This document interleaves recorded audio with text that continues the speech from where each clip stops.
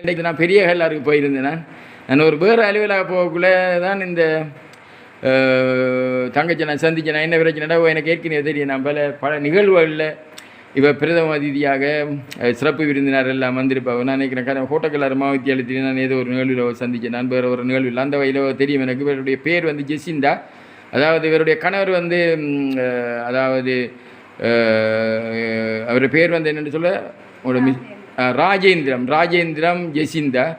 ராஜேந்திரம் என்று சொன்னால் அவர் முதல் வந்து கோட்டக்கல்லாறு மாவத்தியாலயத்தில் பிரதி அதிபராக இருந்தார். அது ஒரு பெரியாளர் மத்திய கல்லூரியில் பெரியாளர் மாவத்தியாலயத்தில் அதிபராக இருந்தவர். அதுக்கு பிறகு இப்போ தற்போதைக்கு கார்மேட் அந்த அதாவது பெஸ்ட் உயர்தர பாடசாலையில் டிபியாக இருக்கிறது. அந்த வகையில் இப்போ வந்து சந்திச்சு நான் இன்றைக்கு ஜெசிந்தாவை பார்த்தா. ஜெசிந்தா எந்த ஸ்கூலில் படிச்சிங்க?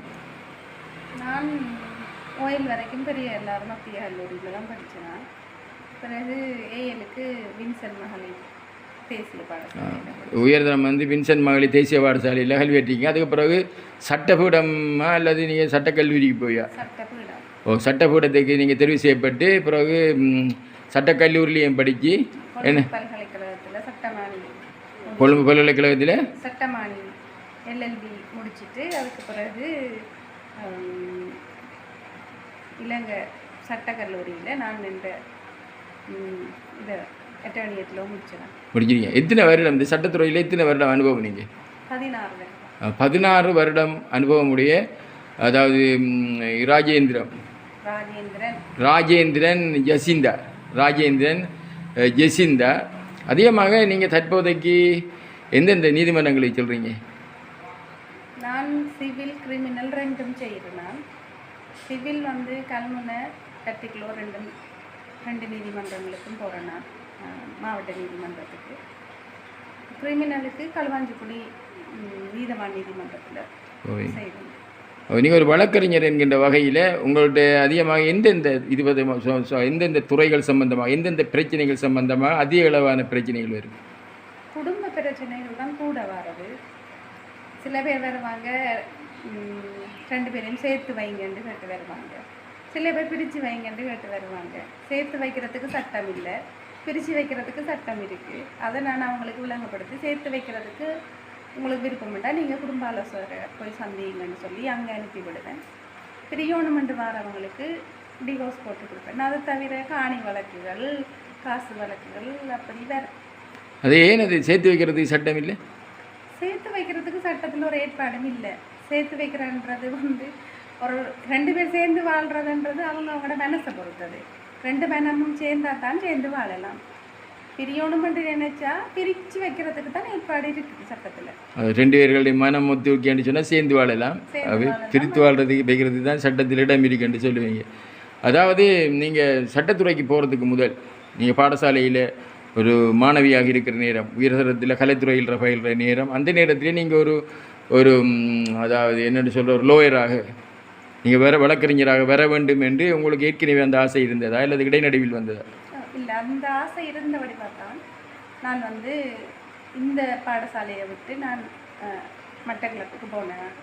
என்னோட இந்த பாடசாலையில் எனக்கு அந்த சட்டத்தோட சம்மந்தப்பட்ட பாடங்கள் எனக்கு எடுக்கிறதுக்கு இருக்கல. அப்போ அங்கே போய்த்தான் நான் வந்து அரசியல் பாடம் எடுத்தேன். நான் உண்மையிலேயே அந்த சட்டத்துறைக்குள்ளே போகிறதுக்கு வந்து அரசியல் பாடம் தான் தேவையாண்டு இல்லை. அது எனக்கு ஒரு எக்ஸ்பீரியன்ஸாக இருக்கட்டும்ன்றதுக்காக நான் அந்த பாடசாலையை தெரிவு செய்து அங்கே போனேன். வந்து சட்டத்துறைன்றது இன்றைக்கு நீங்கள் பிரகாசித்து கொண்டிருக்கீங்க. நம்ம உங்களோட வீட்டை வரக்குள்ளேயே நான் பார்த்து நம்ம வந்து முன்னுக்கு உட்கார்ந்து கொண்டிருந்த ஆக்களை பார்க்கக்கூடிய விளங்குறது நீங்கள் மிகவும் ஒரு பிரபலிய சட்டத்தரணி என்று சொல்லி. அதாவது இந்த சட்டங்கள் அதாவது வழக்கறிஞர்கிட்ட வராமல் வழக்கறிஞர்கிட்ட வாரண்டா பிரச்சனை ஏற்பட்டது பிறதானே வருவாங்க. வழக்கறிஞர்கிட்டே வராமல் இருப்பேன் சொன்னால் நீங்கள் சாதாரணமாக பொதுமக்களுக்கு என்ன ஆலோசனைகளை கூறுவீங்க?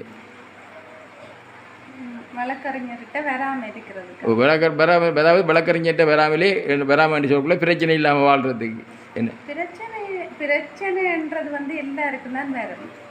சில பேர் அந்த பிரச்சனையை பெருசாக்குவாங்க, சில பேர் வந்து அந்த பிரச்சனையை சமாளித்து வாழ்கிறதுக்கு பழகிருப்பாங்க. யாரெல்லாம் தங்களோட பிரச்சனையை சமாளித்து வாழ பழகுறாங்களோ அவங்க சட்டத்தை நாட வேண்டிய தேவை இருக்காது. சமாளித்து வாழ தெரியாதவங்க சின்ன சின்ன விஷயங்களை ஊதி ஊதி பெருசாக்குறது கடைசியில் வந்து சட்டத்துக்கு முன்னுக்கு தான் வந்து நிற்க வேண்டிய நிலைமை வரும். அடுத்தது வந்து அது வந்து குடும்ப பிரச்சனையை பொறுத்த வரைக்கும் நான் சொன்ன கருத்து பொருத்தம். மற்றது காசு வழக்குகள் காணி வழக்குகளை பொறுத்தவரையில் இன்னொருத்தரை ஏமாத்தோணும் என்று நினைக்காம இருக்கிற வரைக்கும் சட்டத்தை நாட வேண்டிய தேவை இல்லை. ஏமாத்தோணும் என்று நினைச்சா அது வந்து நம்ம என்ன செய்கிறோமோ அதுதான் நம்மளுக்கு எதிராக வந்து முடியும். நாம் இன்னொருத்தரை ஏமாத்தோணும்னு நினைச்சா அது நம்மளுக்கே பாதகமாக வரும். அப்போ அப்படியான நிலைமைகளை தவிர்த்தா சட்டத்தை நாட வேண்டிய தேவை இருக்காது. நீங்கள் 16 வருடம் அனுபவமுடைய ஒரு வழக்கறிஞர் என்கின்ற வகையில் பொதுமக்களுக்கு என்னத்தை கூற போகிறீங்க? பொதுமக்களுக்கு என்னத்தை கூற போகிறேன்னு சொன்னால் நேர்மையாக இருங்க. பிரச்சனைகளை தவிர்த்து வாழ்கிறேன்னு சொன்னால் நேர்மையாக இருங்க. இப்போ ஒருத்தர்கிட்ட ஒரு ஆள் கடன் வாங்கினா அந்த கடனை திருப்பி கொடுக்கணும் என்று நீங்கள் நினைச்சிங்கன்னு சொன்னால் அது ஒரு நேர்மையான ஒரு விஷயம். அப்போ அந்த கடன் தந்தவருக்கும் உங்களை சட்டத்தில் நிறுத்தி பார்க்கணுன்ற தேவை வராது.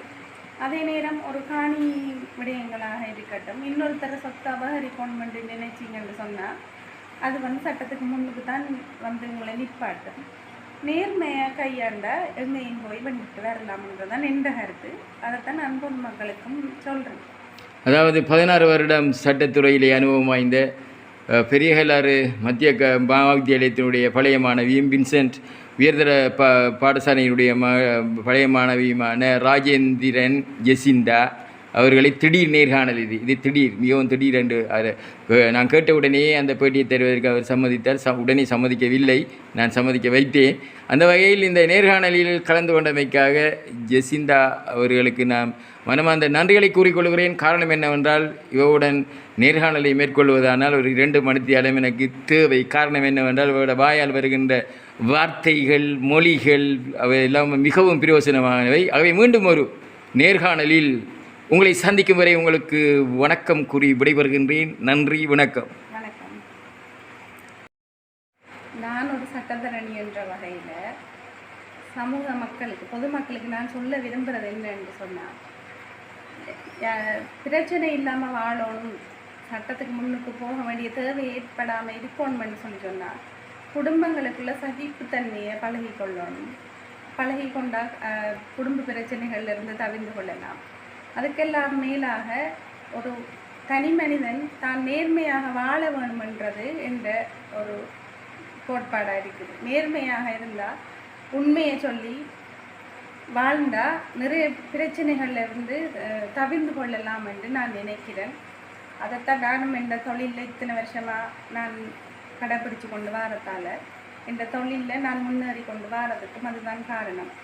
இப்போ பிரச்சனைகள் வாரது காணி பிரச்சனையாக இருக்கட்டும், காசு பிரச்சனையாக இருக்கட்டும், அங்கே முக்கிய காரணம் அந்த பிரச்சனை வாரத்துக்கு முக்கிய காரணம் வந்து உண்மை இல்லாத ஒரு தன்மையும் நேர்மை இல்லாத ஒரு தன்மையும் என்று தான் நான் நம்புகிறேன்.